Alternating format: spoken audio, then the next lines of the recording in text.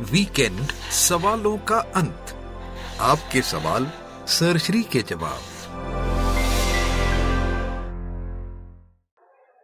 In my dream I dream that I am a butterfly in a garden. बता रहा है कि सपना देखा कि वो तितली है बगीचे में। I myself flitting from one flower to another. Anybody can dream anything in dreams, but what was disturbing me is if a man can be a butterfly in dreams, a butterfly can also be a man in a dream. Or I am a butterfly dreaming I am a man. Now I cannot decide whether I am a who dreams he is a butterfly or I am a butterfly dreaming I am a man. Who is to decide? इनका सवाल क्या है कि मैंने सपना देखा कि मैं तितली बन गया, और अब मुझे पता चल रहा है कि मैंने सपना देखा था मैं बटरफ्लाई बन गया। तो अब हकीकत में क्या हुआ? इस वक्त तितली सपना देख रही है कि मैं इंसान बन गया हूँ। ये तितली का सपना है जो अभी चल रहा है, या वो मेरा सपना था कि मैं तितली बना था? कि दोनों में से मैं कौन, बटरफ्लाई कि इंसान? कौन किसके सपने में, कौन किसके सपने में है, ये सवाल है। तो मैं कौन फिर इसमें, बटरफ्लाई या इंसान? तो उसको समझना, तुम ना बटरफ्लाई हो ना इंसान।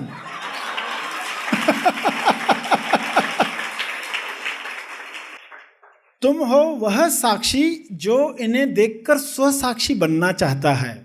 तुम हो वह साक्षी जो इन्हें देखकर स्वसाक्षी बनना चाहता है। इसको समझना, ये बहुत इंपॉर्टेंट है। आप जिस आईने को देख रहे हो उसमें बटरफ्लाई भी है, इंसान भी है, मगर आप इसलिए देख रहे हो ताकि आप अपने आप को देख पाओ। स्वसाक्षी कहाँ पर है? वो दोनों से परे है।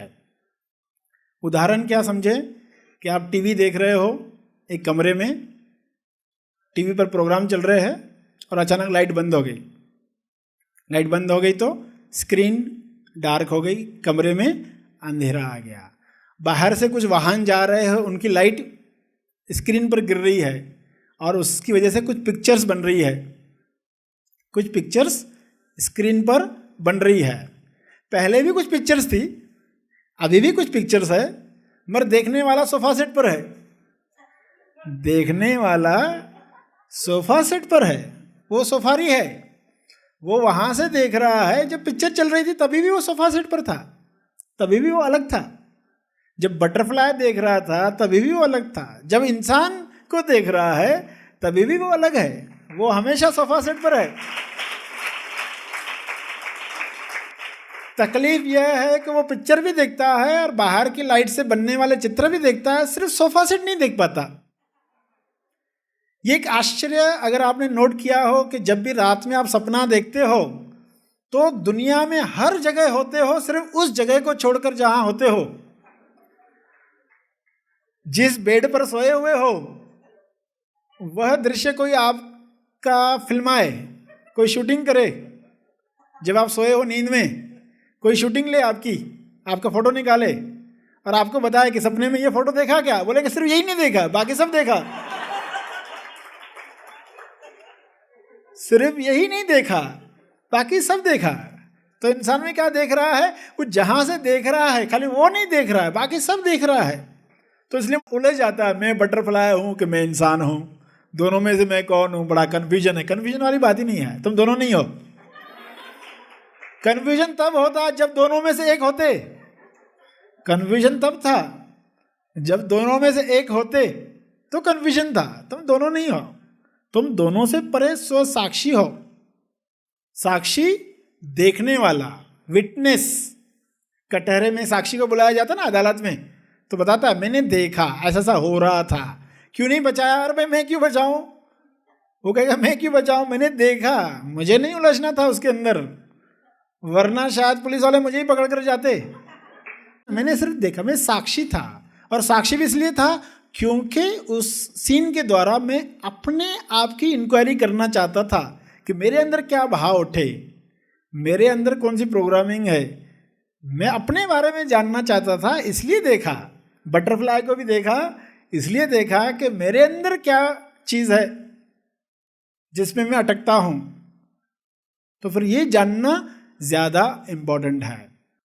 क्योंकि ये जो उदाहरण कहा, ये एक कहानी है, एक प्रसिद्ध कहानी है। बहुत सारे संतों ने इस कहानी को उठाया है, कई जैन मास्टर्स ने इसको उठाया है कि भाई असल में तुम कौन। फिर लोग बेचारे सोचते रहते हैं, फिर मैं ये रहा हूँ क्या वो रहा हूँ, बड़ा कन्फ्यूजन रहता है, उलझन रहती है। मगर असलियत में पता चलता है कि तुम दोनों नहीं हो। क्यों नहीं हो? क्योंकि तुम सोफा सेट पर बैठे हो, तुम अलग हो, रूप की कल्पना के परे हो। महा आसमानी परम ज्ञान शिविर क्यों करें? आइए कुछ सत्य साधकों द्वारा जाने कि इस शिविर का उनके जीवन में क्या लाभ हुआ। Happy thought sir. मेरा नाम सुयश रघवानी है। मैं मध्य प्रदेश से पिपरिया से आया हूँ। और मतलब अंदर से जो शांति अभी महसूस हो रही है वो मैं बता नहीं सकता हूँ। और जो टेंशन था सिर से वो तो बिल्कुल गायब ही हो गया है। जो सर दर्द बना था वो तो गायब ही हो गया है। पता ही नहीं चल रहा है क्या हो रहा है ये। जब आप मेडिटेशन करवा रहे थे तो मेरा ध्यान लग ही नहीं रहा था। नींद भी आ रही थी, खड़े होके किया तो उसके बाद तो बहुत अच्छा लगने लगा है। अब ध्यान भी लग रहा है। Happy thoughts. यस, बहुत अच्छा। यस, महा आसमानी परम ज्ञान शिविर के लिए आज ही अपना रजिस्ट्रेशन करें।